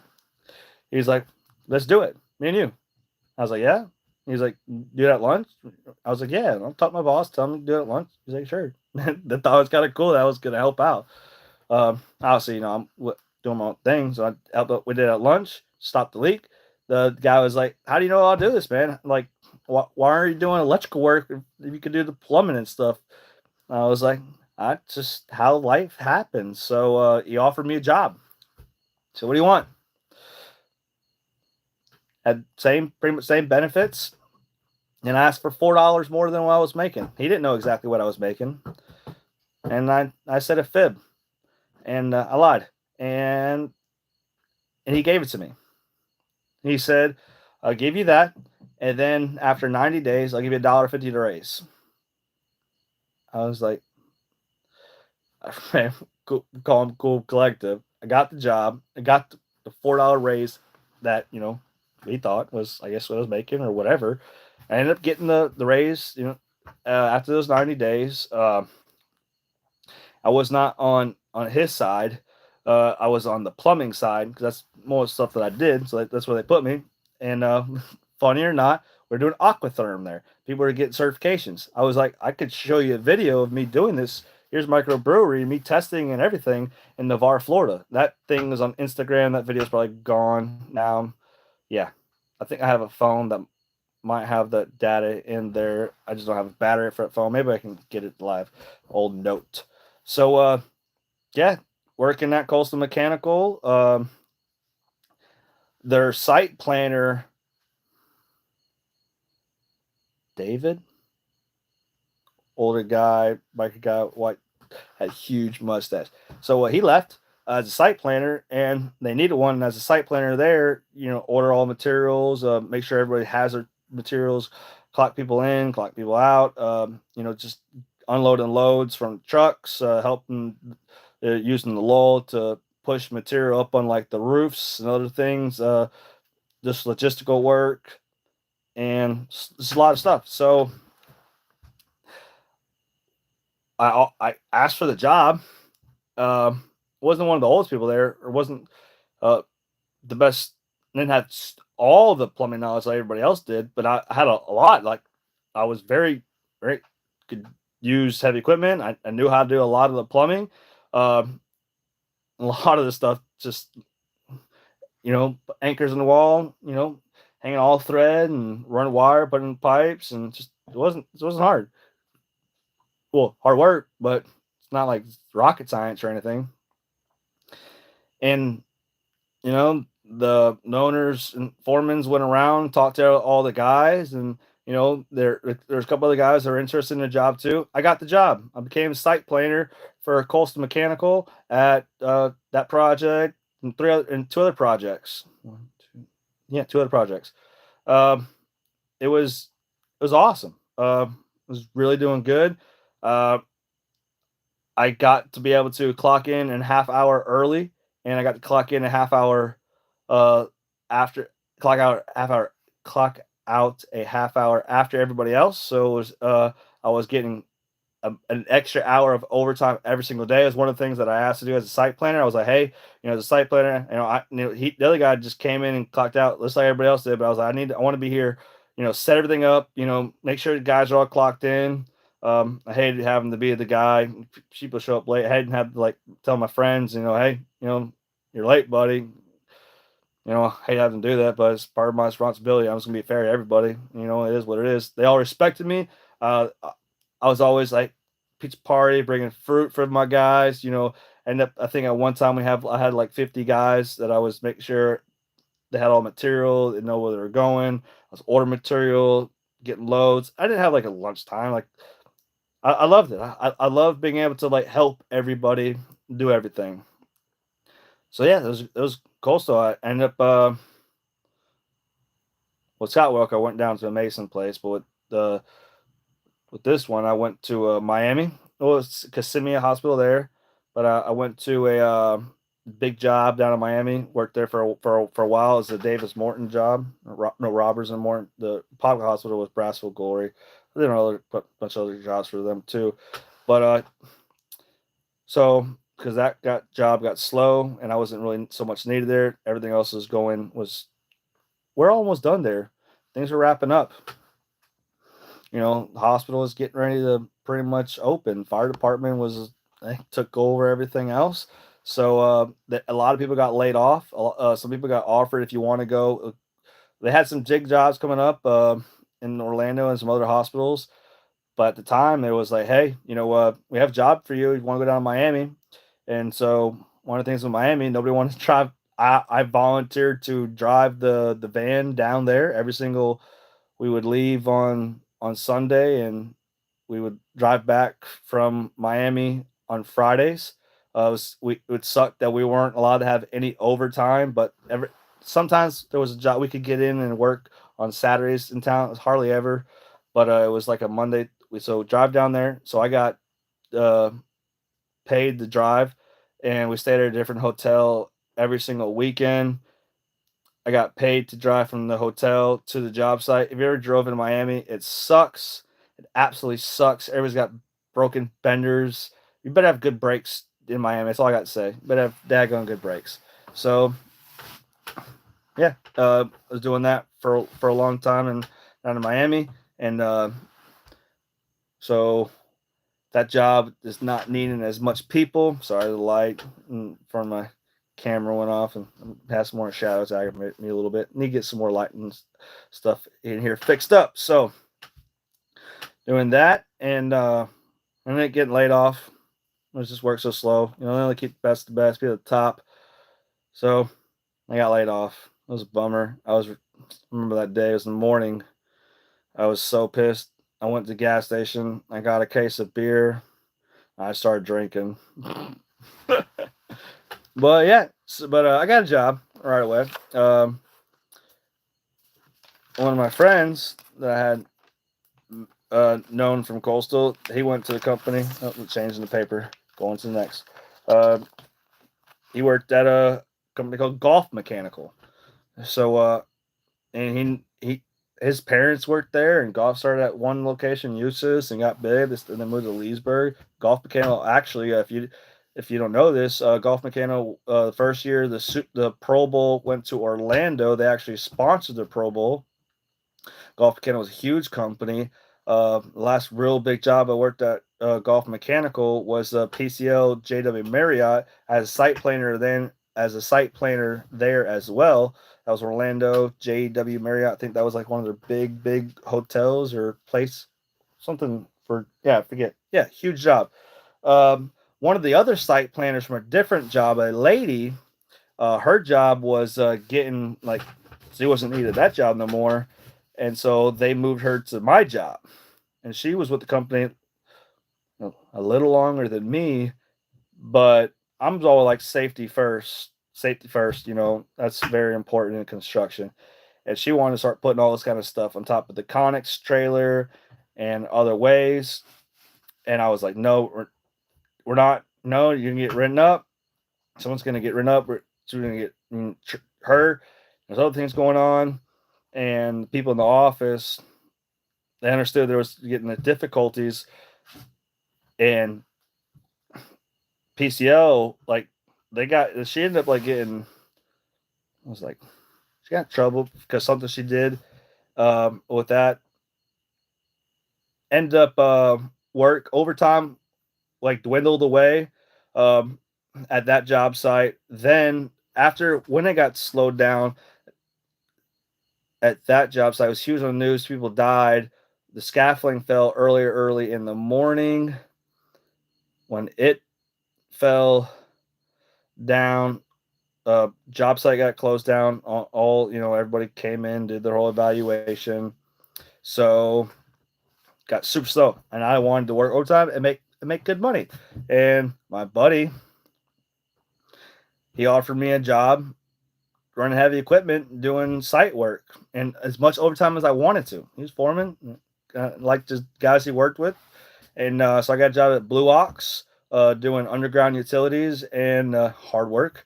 Uh, yeah, and underground utilities and site development and running heavy equipment. Blue Ox.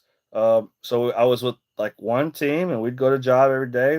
Meet in the office or meeting sometimes in the morning. I'll ride to the job sites together, and that superintendent and my foreman had like this huge altercation, and it got really, really, really bad. And our whole crew, I was only at that company for like a couple months, so crazy. And our whole crew went to DeWitt Excavation Plateau. DeWitt got bought out by Plateau. Plateau, the other companies got bought out by Sterling. But there, I worked heavy equipment for a long time. Site development, I got really, really good. Um, there'd be times that a superintendent would take me off a job, bring me to other job. He'd say we need to, let's list all the material we need, our pipe layout. Sometimes I'd run my own crews sometimes, or sometimes I'd run my own job by myself, like every single day, nobody else there, just me, like I was foreman or something like that. Uh, Used to love it. Heavy equipment is a lot of fun. Much overtime as you want. You want to work 365 days a year? Go for it. You want to work from 6:30 to whenever until like it's night or after 6:30 to like 8. Yeah, the times I'd leave my house, drive an hour and 15, hour and a half to get to work, work all freaking day until like 8 o'clock, drive home, get home at 9:30, take a shower, eat, go to bed, work. I'm not a stranger to work, y'all. I'll work my freaking butt off and I'll get paid, son. Hey, sound like Donald Trump said anything after 40 is gonna be tax free. That would be cool, right? After 40 tax free? Heck yeah. So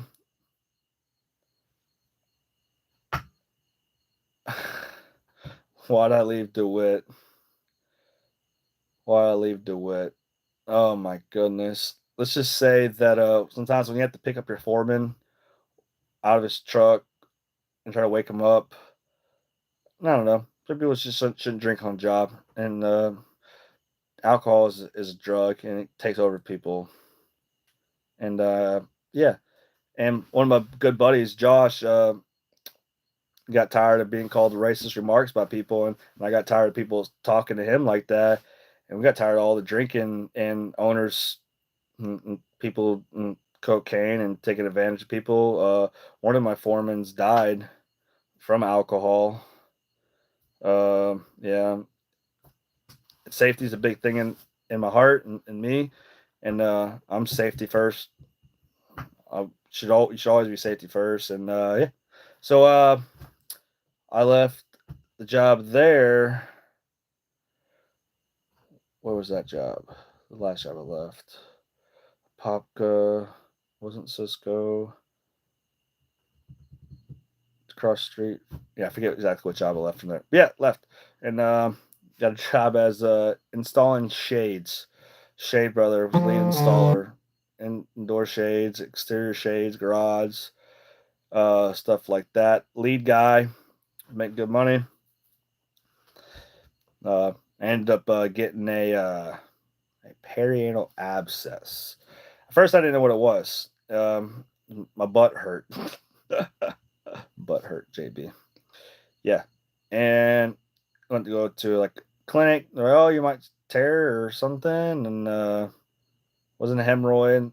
I went back to work. I was like, it's got to take it easy, man. I'm hurting. And the owner of the company, I was like, hey, I gotta go. Like midday, I was like, I gotta go to the hospital. I'm in more pain. Something's wrong. Like I want to talk to my fucking butt's hurting, but I was like, hey, something's going on. It's not doing good. I ain't gotta go. It's hurting. So I go to hospital or go to clinic again. We went and do some lab work. They're like, oh, your white blood cells are elevated. And we went to go get like what is it, CAT scan or something or MRI. I think it was CAT scan. Ended up having like a polyp and that's yeah, perianal abscess. Yeah, perianal abscess. So I went to my work. I was like, I had to have surgery on my butt. They're like, what? And the owner of the company laughed. And he was like, "Oh, you getting fucked in the ass? You gay or something?" Fuck you. So I wanted to say that so bad, but it was my job. I made good money, and I didn't want to lose my job. So I should have stuck up for myself. I should, 100%. I did eventually there, but it just went south. I was out of work for a lot, a lot. Um, Sad. Just recently, like a week and 2 weeks ago, just found out one of the owner, or they sold the company, but one of the owners died of an overdose. I've had friends on other job sites, come into Monday morning, see people's parents in a job trailer. You don't know who the adults are, but you end up finding out that your friend that you worked with and you were really cool with died. Uh, Heroin, but that guy died from something else. I don't know what he that owner died of. Sad. Drugs are horrible, horrible. But yeah, that wasn't good. I missed a lot of work. I ended up catching C diff, so they were pissed. I was a lead freaking exterior guy. One shade that we install could be anywhere from $3,000 to $5,000, and I'm installing like 3 to 5, 6, 7, sometimes 7 shades a day. Like companies make good money. I was making good money, but I was out of work for a while because of that. I went back to work. I was still pissed off about everything, but when I started like actually going back to work, they're like, "You've been out for so long." I was I was trying to like go to work and do like my meetings with my doctor like through like virtual through. Oh yeah, how about this? When I worked in heavy machinery, I was doing an Amazon out in Lakeland during COVID. Fuck COVID. Uh, the job I'm there's nobody out there. We're doing site development work. There's nobody out there. I'm running a freaking John Deere 644 loader with a rake and knocking down trees and doing all kinds of stuff.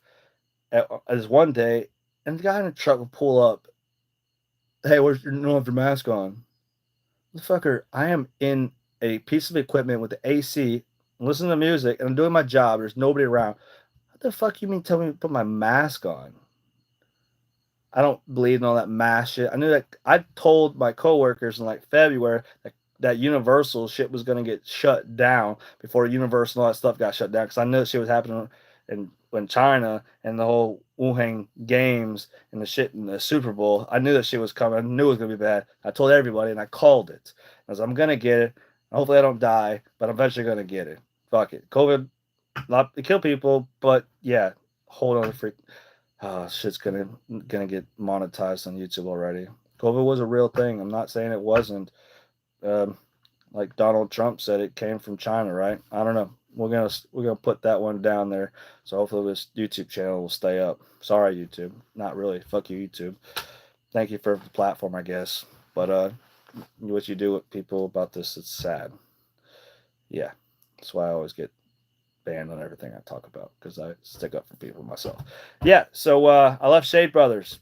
They wanted because I came into work one day and they gave me a new position and they cut my pay like by like $5, and I had to work in the office or in the shop, and I was like, I can't like continue my job with this kind of pay. It's not fair, so I left. Yeah, that's how I left. That's how I left there. I was pissed, man. I worked so hard. I helped the company out so much. I ended up having surgery, ended up catching C diff. I would do my job that how I got suspended for a week with no pay. I was at a job site. I told the guy that I had to have it was me and my helper. I knew the owners were coming to help me. It was a small company because we needed help with this hurricane hood because the weight was massive, super heavy. So it was 300% 3-man job, and so he had forgot that I had a Skype call with my doctor, and he had like cussed me out from the homeowner. But when he left, homeowner was like, "That wasn't right. The owner company did that to y'all. Like you said, you were on I was like, "Yeah, man." Like even my helper knew that like I had this call, and that's why we did this the small hood first ourselves because he wasn't going to be here till later. Yeah. So yeah, that sucked. So then here. Now, where do I work and where do I love working at?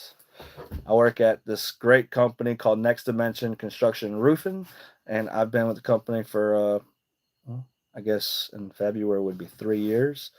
Um, yeah, it's a great company. We're presidential contractor under GAF. That'll actually take place at the end of this year. Select shingle master under certainty.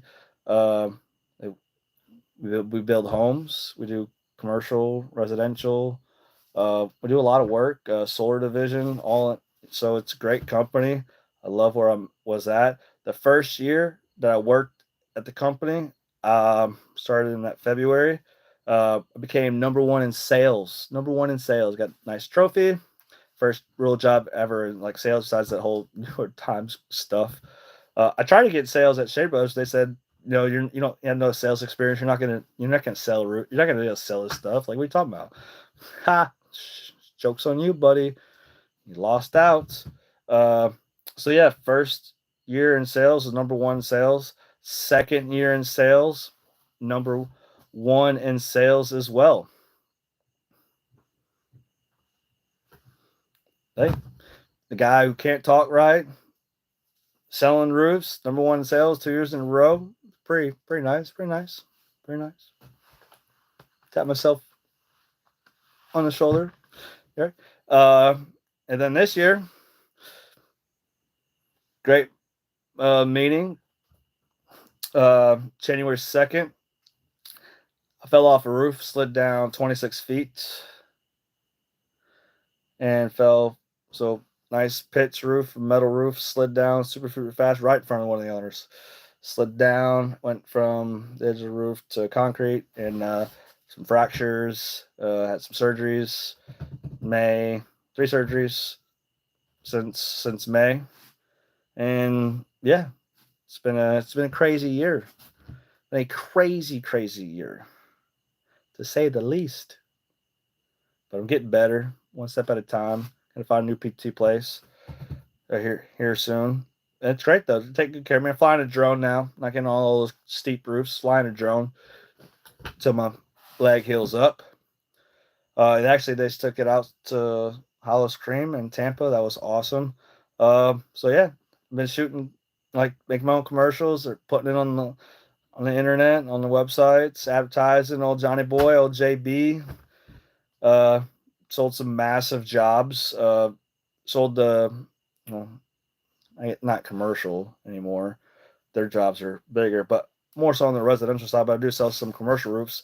One of the roofs that I sold was 670 square. It was a massive job. It was self-gen too that I got that job. I left my business card at a Cuban coffee place, and I got a call, and I sold the job.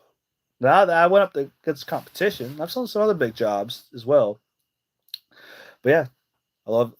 They're a great group of guys, and it's a great company to work for. And third fastest growing construction company in the nation as of last year in August. 111th fastest privately owned growing company in the nation.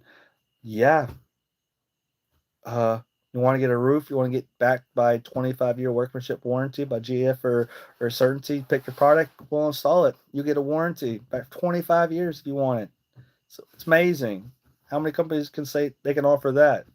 Two different products with both a 25-year workmanship warranty. Tell me a company around Central Florida can offer that. How about a company that's got 3 offices in Summerfield, Tampa, and Orlando, with 3 offices, with all offices with a 4.9 out of 5-star review? What? That's who you want your roof installed by. That's what's up. So yeah, that's current. That's current. That's my notes. That's the history of Johnny Boy. It's the history of JB. Good. I like it. I got it out there. This has been fun. This has been fun. Now that you know me, I got some crazy stories in all this life we could talk about, from like the Alabama booger, catching jaws, to stories with the popos in the woods and in cars. All kinds of stories. All good stories, bad stories, wild stories. You heard some stories, some bad stories. But yeah, that's Johnny Boy. That's JB. So thank you. If you made it this far into second episode, thank you. I can't wait to get this out and have y'all in here. So thank you for tuning in. Once again, this is JB and this is Norman's Not Normal Experience, episode 2. Catch y'all on the flip side. Have a good evening. Love y'all. God bless you. Goodbye.